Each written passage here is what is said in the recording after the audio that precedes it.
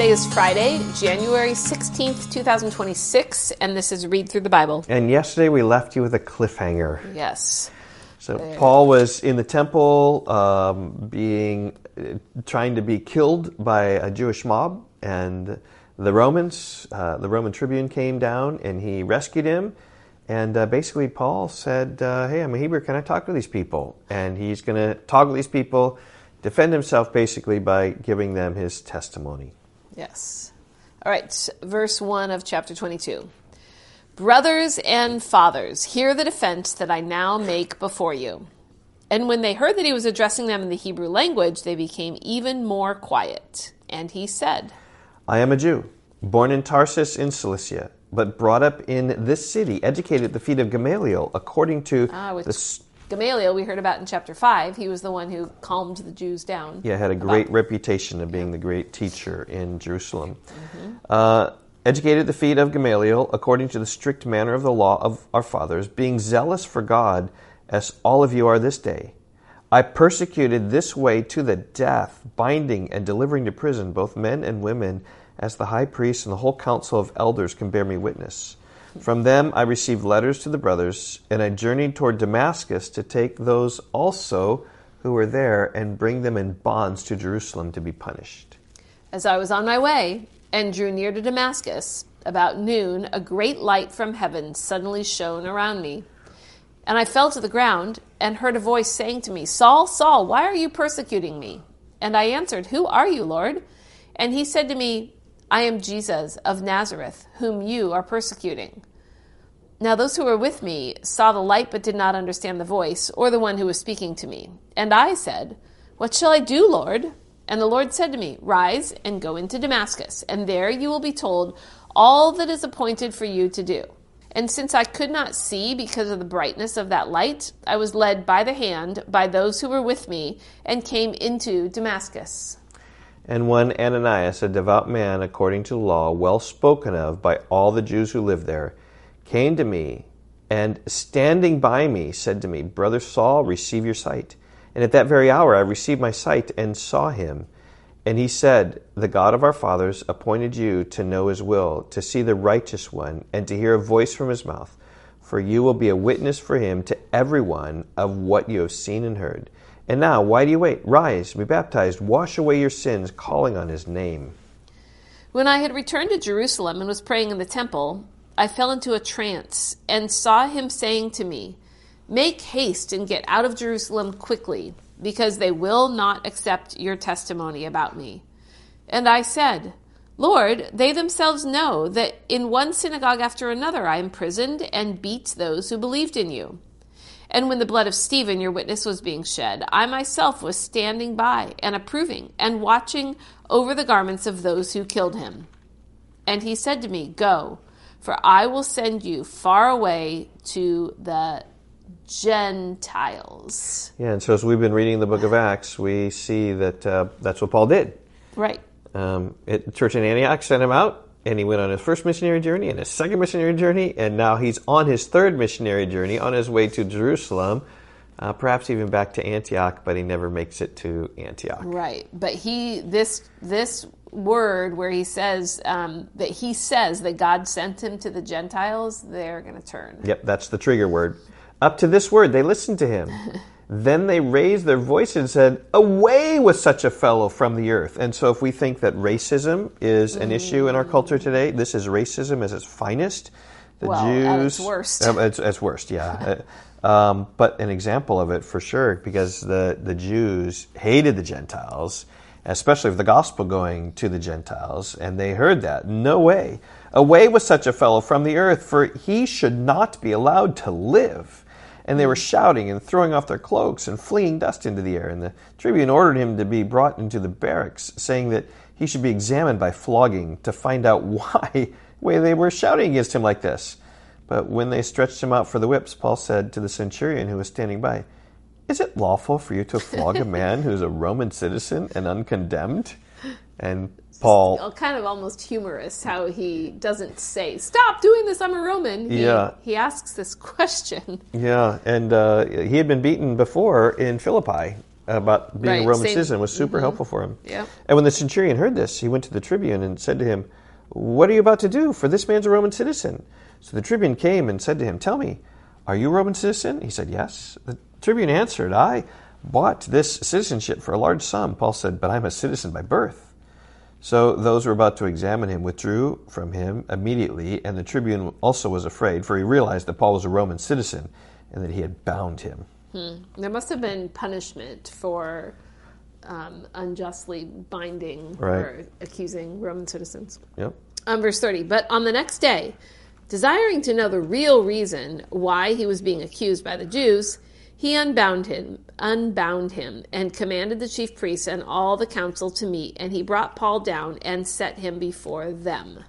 Okay, so what's happening in 22 is Paul basically gives his defense to the Jews. To the Jewish crowds. Yes, and you mentioned before how then the Romans had to come in and rescue him again from the mobs. They Yeah. rescued him in chapter 21, and now Yep. they rescue him again in chapter 22. Right. And you've got this whole idea also that this is to the crowds, and now chapter 23 is going to be with To the council. the council. Right. Yep. Also, at the end of 22, he used his Roman citizenship to protect himself. Yep. Okay, chapter 23. I love this. This is a great story. Paul was very wise. He's very.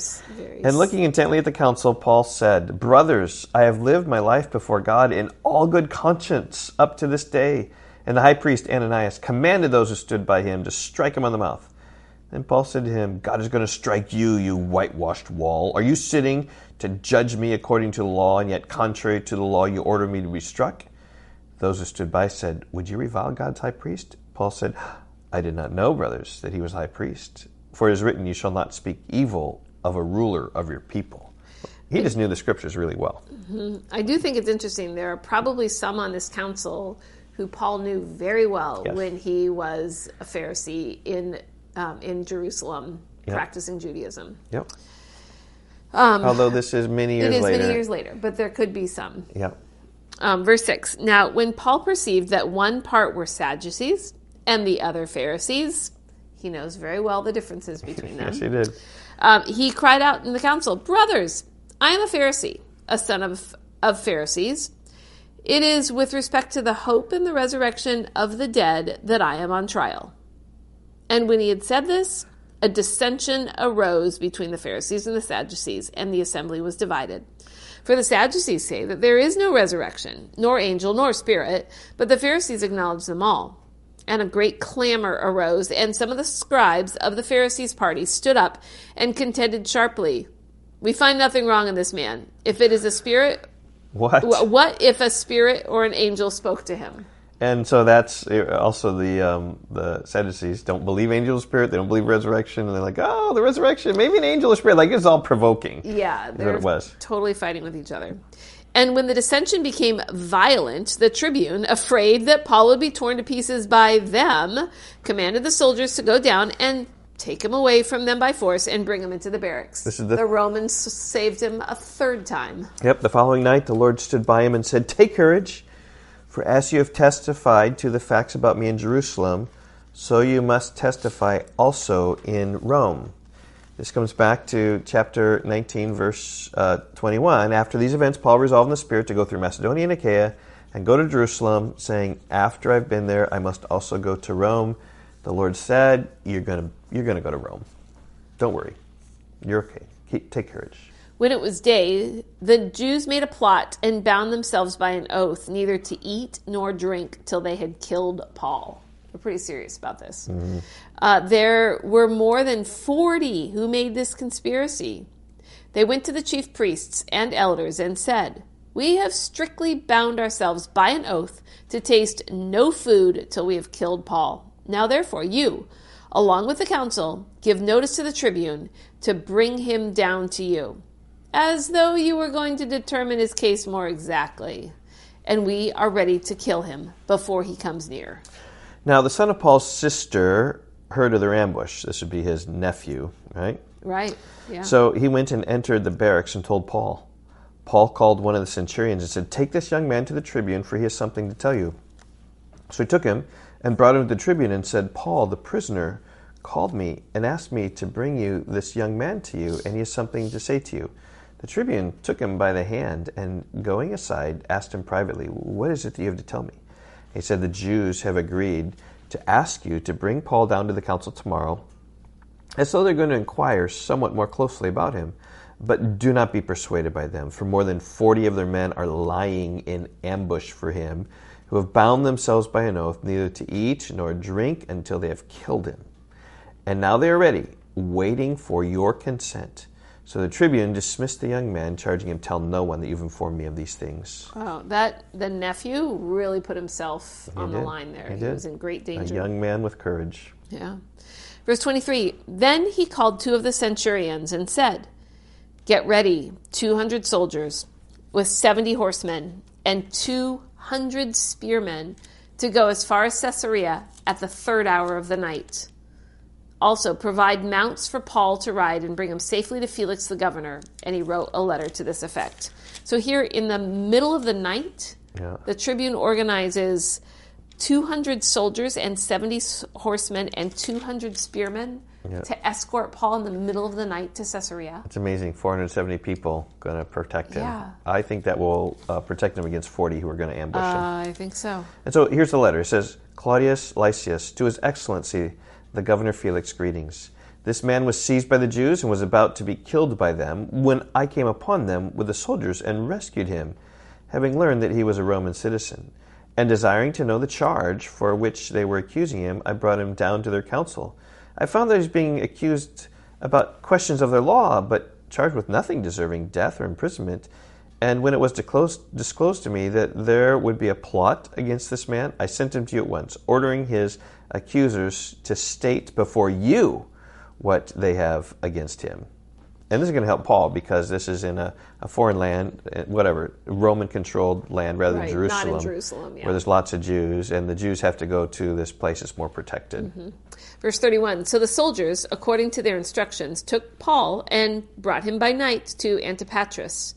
And on the next day they returned to the barracks, letting the horsemen go on with them. When they had come to Caesarea and delivered the letter to the governor, they presented Paul also before him. On reading the letter, he asked what province he was from. And when he learned that he was from Cilicia, he said, 'I will give you a hearing when your accusers arrive.' And he commanded him to be guarded in Herod's praetorium." Yep. Okay, so chapter 23, we see him before the council, you said. 22 is before the crowds, and here's Paul before the council. Right. And this is when Paul says, "I'm on trial for the hope of the resurrection." Mm-hmm. And he turns the Pharisees and the Sadducees against each Yeah, other. they start fighting each other and cause this riot and all those sorts of things. And then Paul is saved a 3rd time. And then God reassures him, "You're going to get to Rome." And then there was this plot to kill him that was revealed. And so he's escorted then to Caesarea to stand before Felix. And we will hear that on Monday. Okay. Okay, we will see you then. Bye-bye. Goodbye.